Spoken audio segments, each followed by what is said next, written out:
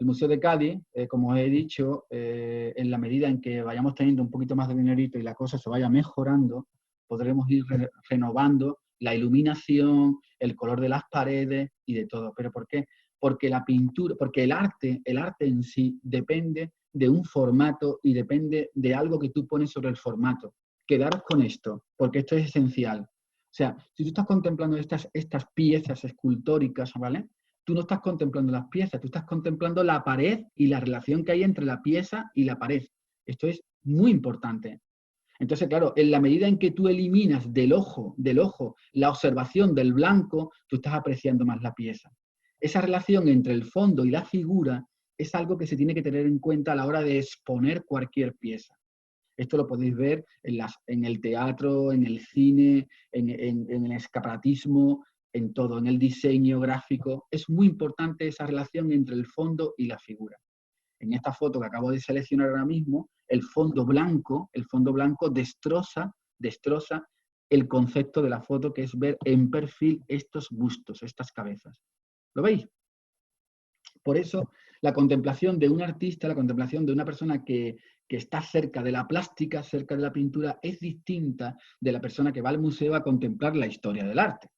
Son dos vías totalmente distintas que pueden estar unidas, por supuesto que están unidas, ¿entienden? Pero yo cuando me acerco al museo, a un museo, contemplo por así decirlo, contemplo la plástica, la decoración y contemplo la pintura, los contrastes y la historia. Entonces os quería dejar este matiz, esta crítica constructiva sobre la pared y el elemento que tú pones sobre la pared, porque es importante para comprender la grandeza de un buen cuadro y la grandeza de una buena obra. En la medida en que tú vas realmente, digamos, avanzando en este concepto, tú vas aprendiendo a observar, a visualizar el arte. ¿Qué significa realmente valorar el arte? O valorar un buen cuadro, o valorar un buen retrato. Pues sencillamente es saber visualizar los distintos matices de carne que te encuentras delante. Esto es así de sencillo. Hay personas que ven una cara nada más y ven la historia de Margarita, y hay otros que ven la historia de Margarita porque se la saben de memoria, y aparte ven los distintos matices que hay en cada trocito y resquicio del retrato de Margarita. Esa capacidad es la capacidad que yo creo que hay que enseñarle a todo el mundo. La capacidad de valorar la historia, porque es súper importante, y sin la historia no somos nada, por así decirlo, y después valorar realmente la pintura, la pintura que hay, por ejemplo, en esta imagen que estáis viendo ahora mismo. Si entornáis los ojos, veréis cómo Hércules sobresale del espacio, ¿no? Esa belleza oculta que está delante de nosotros y a veces no la vemos, es lo que hay que fomentar, para valorar ciertas cosas y para avanzar y hacer las cosas mejores. Esta sala, donde está el tríptico del Ecce Homo, ¿no? Del llamado El Divino, de Luis de Morales, como decía antes. Luis de Morales es un artista del 1562. Bueno, esta obra fue realizada en el 1562-1568. Claro, cuando esto se dice, ¿qué se está diciendo? Hay que saber que en el 1562-1568, por norma general, salvo excepciones, que las hay, ¿de acuerdo? Veréis cómo realmente la pintura es un tanto dura, un tanto visualmente pétrea. Los fondos son muy oscuros, y digamos, los rasgos son muy expresionistas.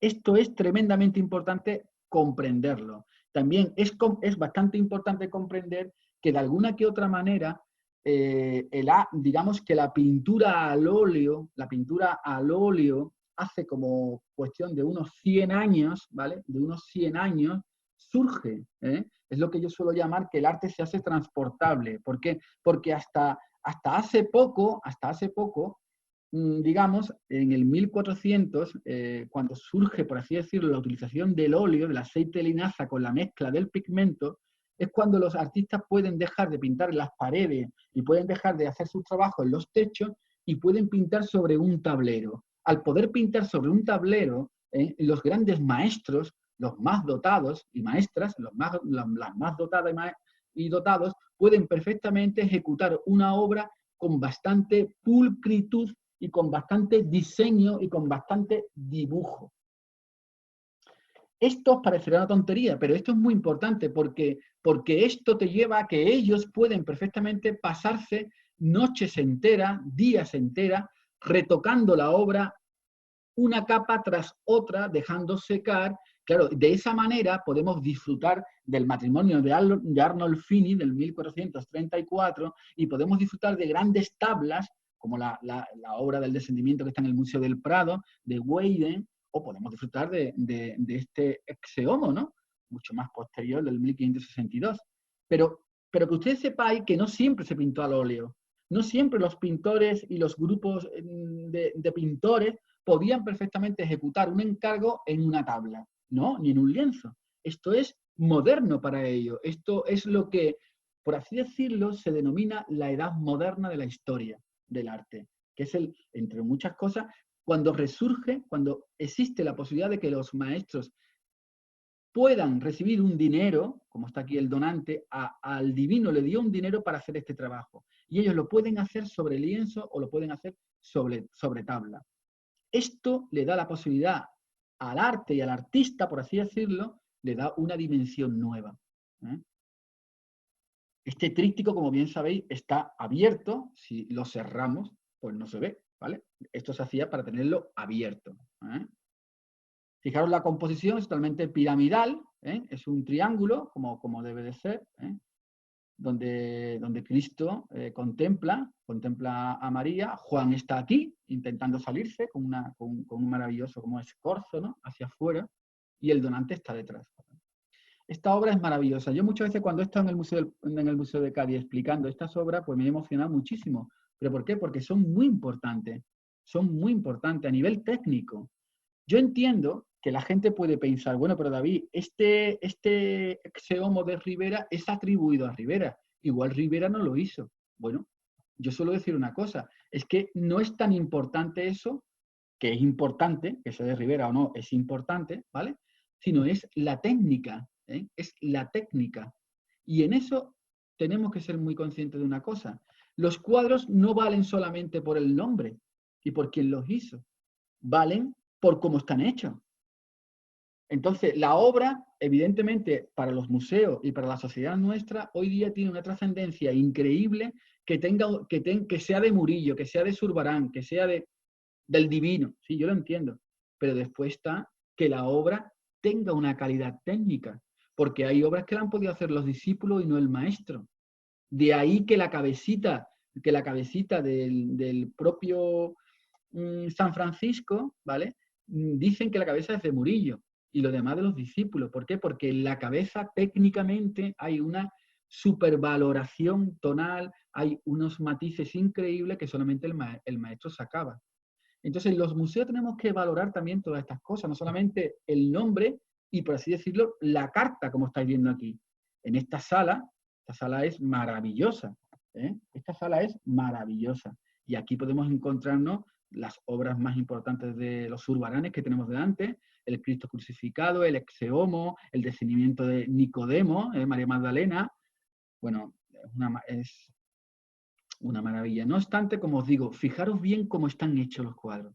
Fijaros bien el trazado, la calidad. Y para todas estas cosas hay que entender un poquito. No solamente es decir un exeomo y punto, no, sino cómo está hecho, cómo está valorado. Es cierto que hay tantos cuadros y hay tantos espacios y es tan espectacular muchas veces un museo que no te da tiempo de verlo entero, y de hecho no da tiempo. Valorar realmente un cuadro te lleva un tiempo, y ser consciente de las posibilidades que tiene a la hora de moverte por un museo es imposible. Eso le pasa a todo el mundo, nos pasa a todos. A la hora realmente de valorar la pintura es cuando tú ya empiezas a darte cuenta que no puedes ver todo lo que hay en un museo. Entonces te empiezas como a pasear por un museo. No obstante, no os perdáis nunca la relación espacial entre las obras. Esto es muy importante. ¿Cómo están colocadas las obras? Mira, por ejemplo, estos dos ángeles son maravillosos, colocados al comienzo del trabajo. ¿De acuerdo? Precisamente este ángel, que dice justamente en la reseña del museo, dice, se presenta al igual que su compañero de pie y de perfil con la cabeza de 3/4 a la derecha, solemne y elegantemente ataviado, pelo dorado, ensortijado y alas de plumas multicolores. Viste túnica amarilla, corpiño carminoso, llevando un incenciario en la mano. Claro, eso es, muchas veces los museos, desde mi punto de vista, pecan de lo evidente. ¿Qué quiere decir? Que tú lo estás viendo, no te lo tienen que contar, lo estás viendo. Pero muchas veces creo que estos textos deberían ir dirigidos a hablar en sí de cómo están construidos los cuadros, que es lo que vamos ahora a hacer. Así como os digo, todo el museo de Cádiz tiene piezas magníficas, como decía antes, como esta de Pablo, de Rubens, atribuida a Rubens, que es maravillosa. Pero vamos a colocarnos aquí, ¿vale? Mira, fijaros realmente la capacidad de Zurbarán de llevar a cabo este ejercicio y de estos dos ángeles. Fijaros, están justamente uno enfrente de otro, como bien sabéis. Son figuras que están en movimiento. Fijaros la importancia que tienen delante nuestra. Son figuras que están en movimiento. Esto quiere decir que cuando una figura está en movimiento, digámoslo así, el cuerpo te lo va anunciando. Prácticamente el movimiento es muy interesante por eso mismo. ¿Por qué? Porque no está quieto. Hay movimiento en él. Esto, digamos, que hace que tú contemples la acción del propio ángel. Cuando esto sucede, normalmente el artista coloca matices, colores más vivos. Digámoslo así, la obra es más atractiva visualmente. En este caso, esta obra es una maravilla, de verdad, una maravilla. Debo de decir de antemano que cuando tú vas a analizar una obra o un cuadro, el mejor lugar es estar delante del cuadro. ¿Por qué? Porque delante de la obra de Zurbarán puedes ver los matices, puedes ver los tonos, puedes ver realmente la pincelada. Desde una foto es bastante complicado. No obstante, qué interesante es en esta obra de Zurbarán, del Ángel, qué importante es este fondo, esta atmósfera que construye el maestro, que ahí se ve parte de la cinta, se recoge ahí detrás, y qué interesante es porque sale del fondo hacia afuera. No sé si la veis. Está en el fondo hacia afuera. Esto era muy como muy aprendido por ellos, porque ya esto su maestro Caravaggio lo hizo maravillosamente bien. La cuestión está en colocar el pie fuera, la cinta dentro y la otra manita aquí dentro, con lo cual se establece esa profundidad visual que puedes comprender perfectamente dentro del tercer plano, incluso último plano. Entonces, la pintura, en la medida en que te recojas a un estilo determinado, tienes que comprender cuántas partes tiene. La pintura de Zurbarán, que está influida por el tenebrismo, influida por Caravaggio, influida por ese alto contraste, siempre podréis ver cómo hay un primer plano, donde te sitúa la figura, te la saca para afuera con un alto contraste de luz, una segunda, que es muy interesante, una segunda, y una tercera que está aquí dentro, que es la manita, ¿lo veis? Esto es muy importante siempre verlo en las obras del tenebrismo, en las obras de Caravaggio y las obras donde digamos, el claro, oscuro, intenso, ese contraste intenso, existe. Veremos después cómo esto no ocurre en el Ecce Homo de Murillo. Entonces, esto es una peculiaridad que nos da la pintura, por así decir, de alto contraste. ¿Por qué? Porque si tú este tipo de cuadros no contemplas esto, te quedas solamente con la parte maravillosa, que es maravillosa, del ala del ángel, justamente esa túnica, ese bordado y ese tecnicismo que es perfecto en Zurbarán, porque es que es una maravilla. ¿Vale? Y te queda solamente en lo que es bastante visible, como es su cabeza, su rizo, ¿vale? Y la luz que está dando sobre él, porque la luz viene por aquí, ¿Okay? La luz viene ahí. ¿Qué es lo que ocurre? Normalmente el espectador que va deprisa, que va correteando por el museo, o que no observa con tranquilidad, ¿qué ocurre? Que la parte de atrás, en sombra, pasa inadvertida. Esta parte no la aprecia, o por lo menos no la aprecia en condiciones. Y esta parte para el artista es súper importante a la hora de construir la profundidad. Por eso, si tú quieres apreciar este ángel de Zurbarán, como cualquier buena obra de Zurbarán, tienes que apreciar el segundo plano y el tercer plano y contrastarlo con el primero, que es bastante visual. De esta manera verás como lo que realmente sale hacia afuera de manera maravillosa es el detalle, porque el detalle, tanto así como era para Caravaggio, para Rivera, Zurbarán, Alonso Cano, el detalle va a ser muy importante.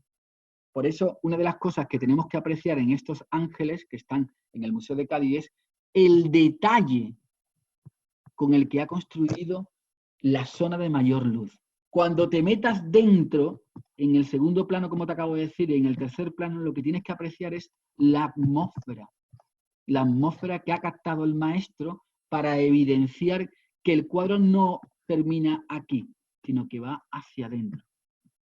Esta capacidad de percibir esos planos hacia adentro, como si fuera un 3D, es lo que te da, digamos, la alegría de ver un Zurbarán.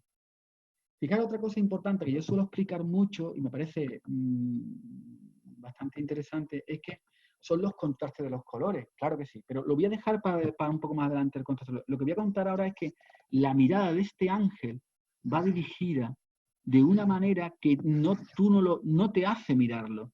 Tú lo miras a él, pero él no te mira a ti. Esta mirada hacia otro lugar realmente se hacía para abrir y darle como más visibilidad a la obra. Si el ángel te hubiera mirado a ti, si el ángel te mira a ti, prácticamente la historia se agota antes. ¿Por qué? Porque al mirarte a ti, tú lo miras a él te mira a ti y aquí no hemos quedado. De esta manera, cuando el ángel mira hacia otro lugar, tú miras la cabeza del ángel y de buena primera contemplas o te hace pensar lo que él está observando. Esta pieza es una preciosidad y una maravilla. Y quiero resaltar el ingenio del maestro para colocar la figura de una manera, por así decirlo, como forzada. Fijaros la posición que tiene el ángel que se va a partir el fémur.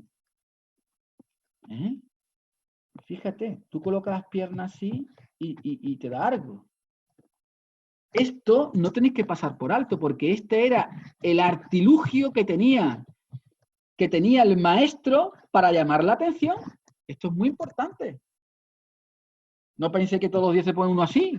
Esto es una pose forzada.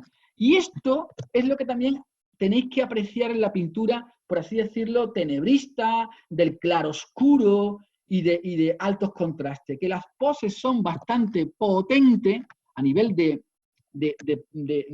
inventada para crear una sensación también poderosa visualmente.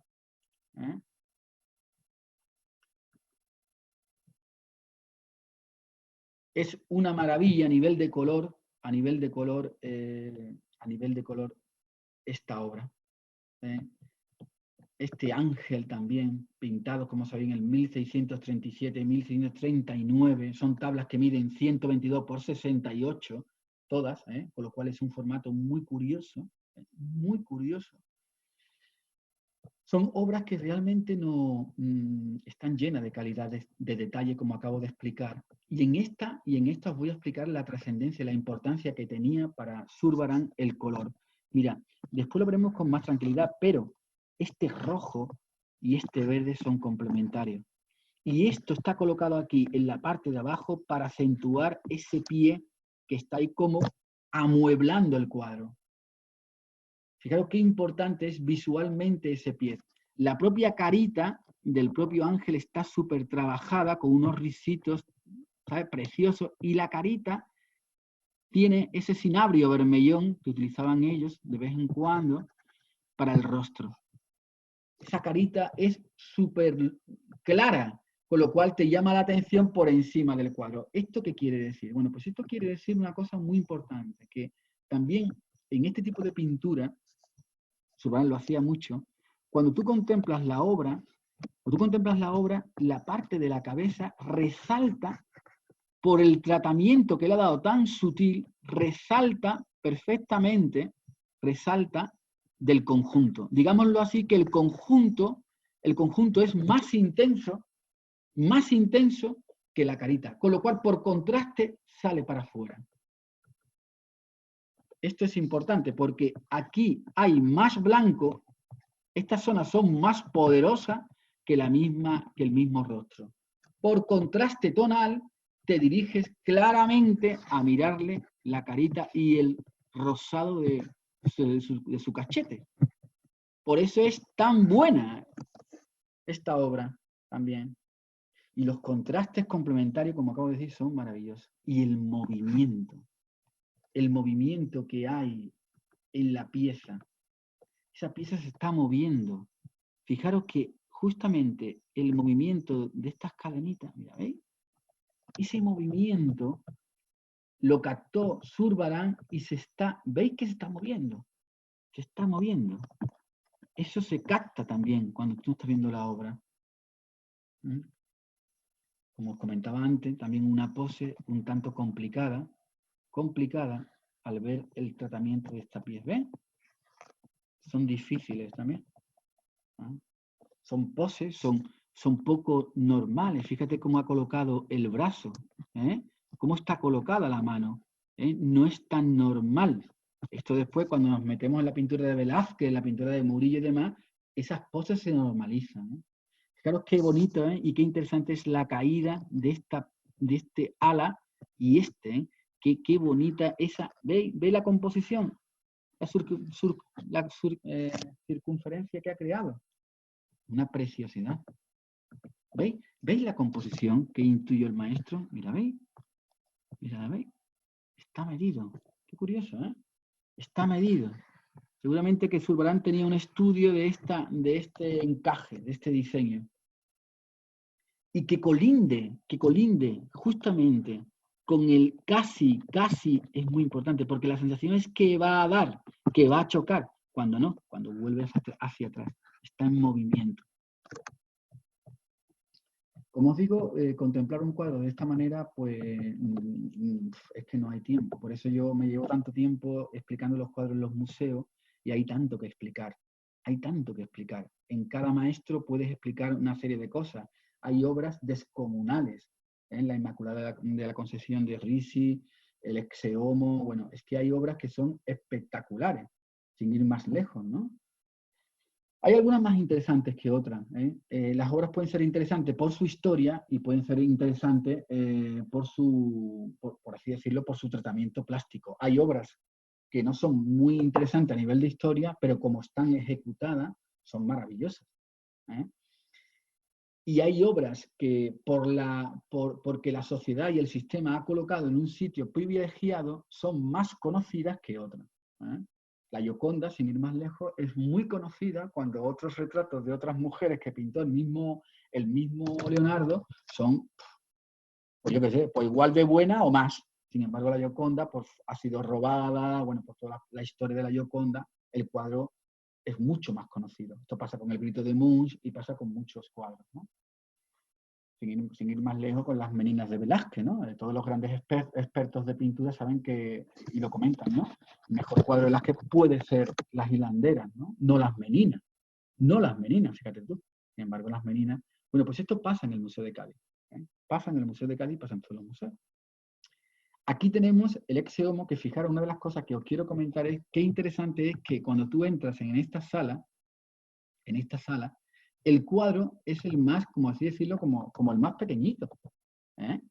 Es el cuadro el más pequeñito. Cuando tú entras, mira, ¿veis? A mí esto siempre me llamó la atención y me gusta resaltarlo lo he resaltado en mi libro y lo hablo, ¿no? Qué curioso, porque tú al entrar, tú vienes de Risi y caes, está aquí la obra de Murillo también, de San Francisco, y justamente esta obrita se presenta delante tuya, tú estás aquí de pie, te presenta aquí delante tuya, está delante, y está tú solo con la obrita, y estás viendo la obrita, y la obrita es la más pequeña que tenemos aquí. Es la más pequeña. Y que sea la más pequeña el Eseomo provoca una sensación visual muy importante desde tu llegada a la sala.